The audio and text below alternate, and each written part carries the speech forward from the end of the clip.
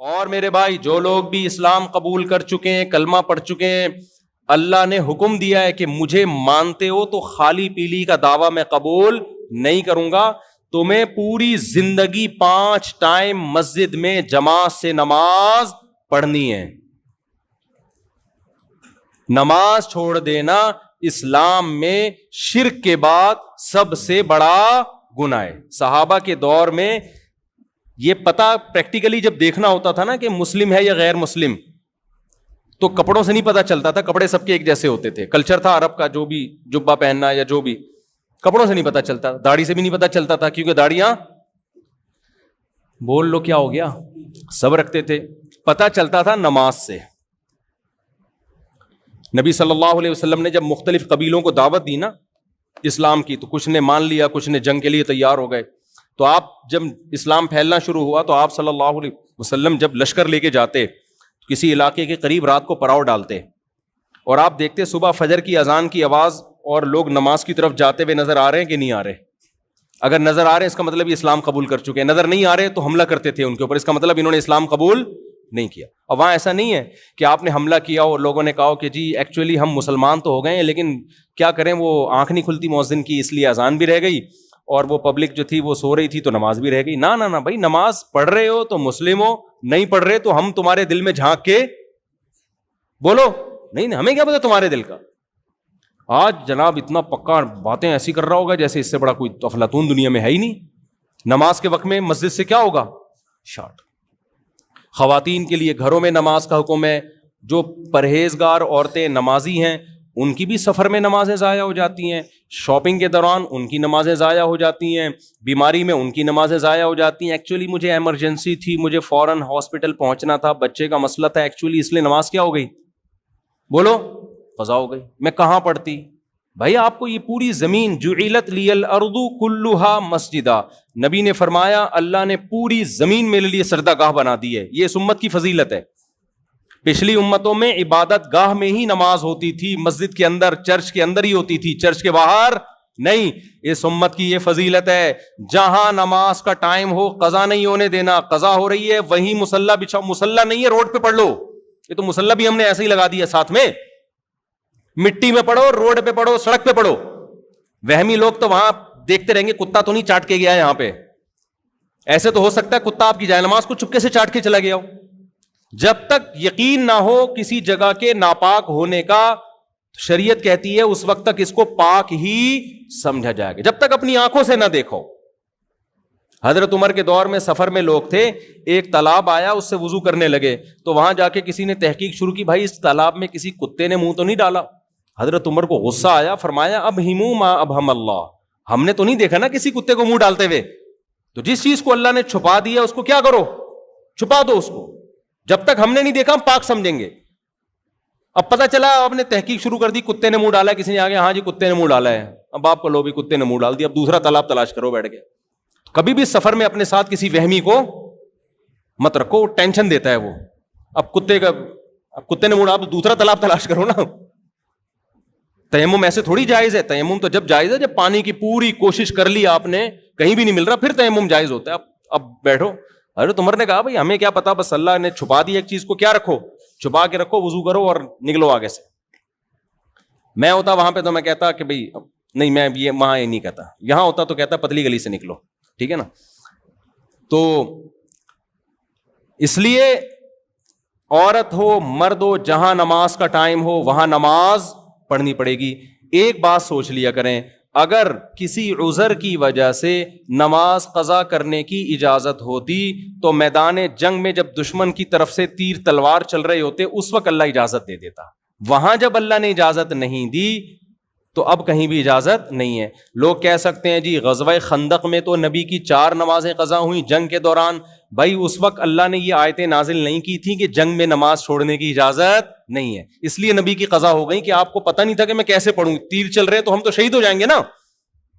بھائی آپ صلی اللہ علیہ وسلم یہ جانتے تھے کہ نماز ہوتی ہے قبلے کی طرف رخ کر کے، فرض نماز قبلے کی طرف رخ کرنا ہے، با جماعت ہے، صفیں بنیں گی، امام قرات کرے گا، مقتدی سنیں گے اور 4 رکعتیں پڑھیں گے، اس طرح سے نماز ہوگی۔ اب اس طرح سے پڑھ نہیں پا رہے کیونکہ جان کا خطرہ ہے, تیر آ رہے ہیں, تو آپ نے نماز چھوڑ دی. بھائی جان بچانا پہلے کیا ہے, فرض ہے.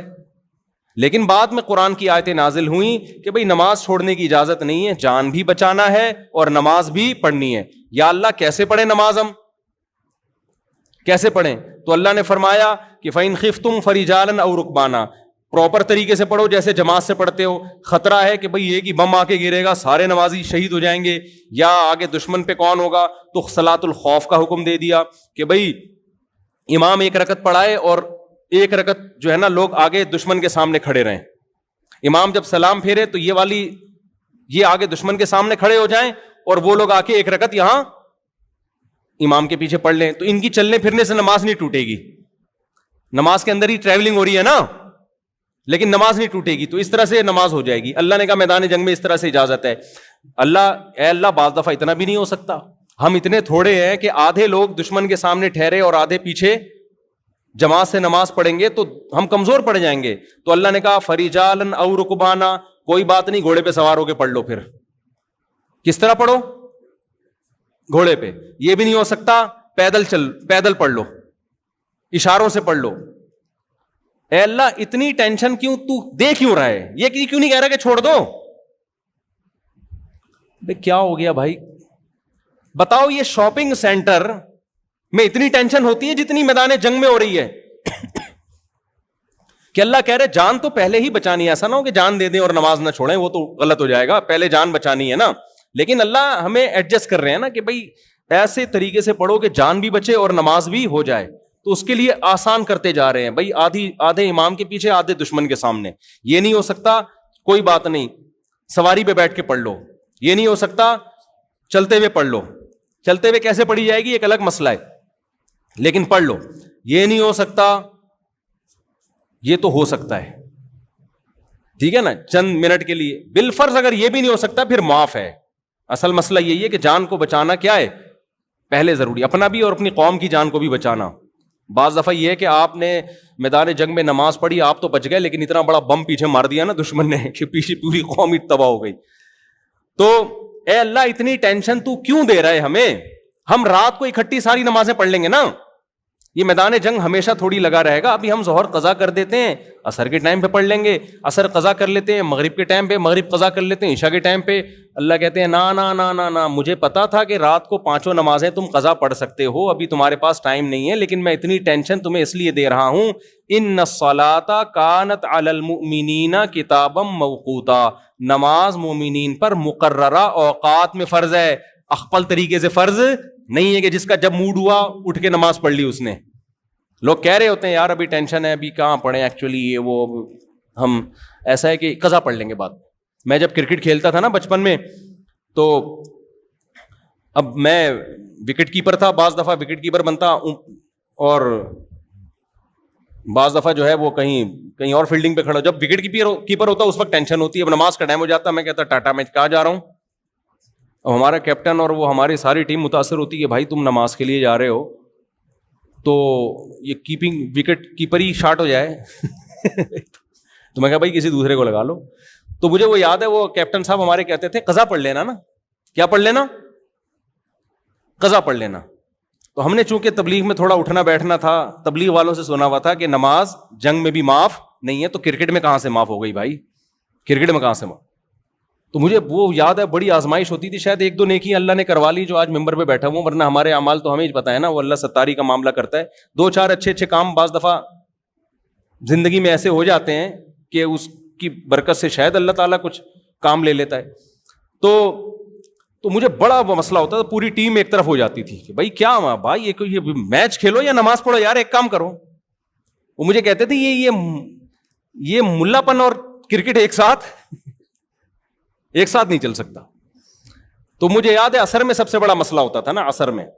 مغرب میں تو میچ ویسے ہی ختم ہو جاتا تھا, تو ہم جا رہے ہوتے تھے, ہم کہتے تھے بھائی ایسے ہی رہیں گے ہم, پھر ہم آ جاتے تھے. وہ انہوں نے پھر مجھے برداشت کر لیا, پھر انہوں نے مجھے رکھ لیا تھا دعا کرانے کے لیے. جب ٹیم ہار رہی ہوتی تھی نا, ہماری جب میٹنگز ہوتی تھیں اکثر ہم ہار رہے ہوتے تھے الحمدللہ, اللہ کا بڑا, کیونکہ وجہ ہماری یہ نہیں تھی کہ ہم نالائق پلیئر تھے, وجہ یہ تھی کہ ہم چھوٹے کم عمر بہت تھے.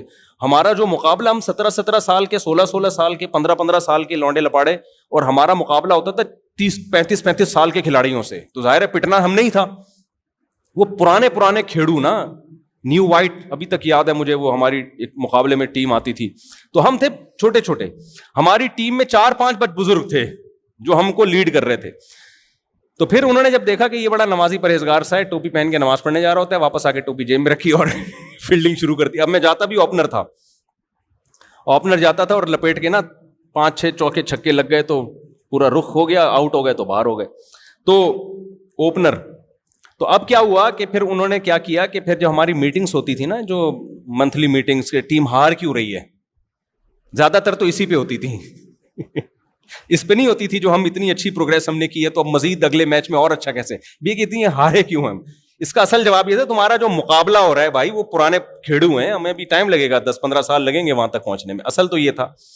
تو اب کیا ہے کہ جب بیٹھتے تو چائے بسکٹ کا دور چلتا, پھر آخر میں دعا میں کراتا تھا, اے اللہ ہماری اس ٹیم کو انسان کا بچہ بنا دے, جتوا دے کسی طریقے سے.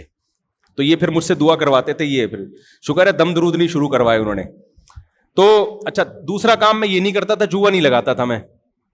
ٹیموں میں جوئے بھی ہوتے ہیں نا, 2 ٹیمیں پیسے جمع کرتی ہیں, میچ کھیلتی ہیں, جو جیتا اس کے ہو گئے. تو میں نے کہا تھا یہ میں جوئے میں حصہ نہیں ڈالوں گا. یہ بھی ایک ان کے لیے میں ٹینشن بن گیا تھا کہ یار سب ایک ٹریک پہ چل رہے ہیں, یہ پتہ نہیں الگ ہی ٹریک پہ چل رہے ہیں. ہم نے کہا بھائی جوا تو ہم نہیں لگا سکتے نا, ہم ٹیم میں کھیلیں گے ضرور لیکن پیسہ نہیں لگاؤں گا میں, نہ لوں گا نہ دوں گا. تو اس کی وجہ سے کچھ ٹینشنیں آئی ہوئی تھی ہماری ٹیم کے اوپر. میں سمجھتا ہوں کہ جو تھوڑی سی عزت باقی رہ گئی نا شاید اس وجہ سے رہ گئی تھی, ورنہ شاید کچھ میچ ہم جیتے بھی. تو خیر, تو بھائی جو اللہ کی حدود ہے نا, اللہ کی حدود ان کو آپ کراس نہیں کر سکتے. آپ میچ کھیل کے روزہ نہیں چھوڑ سکتے, آپ میچ کی وجہ سے نماز قضا بولو نا نہیں کر سکتے. جو لڑکے بہت سارے بھی رمضان کی راتوں میں کرکٹ کھیلتے ہیں, آپ جوا نہیں کھیل سکتے.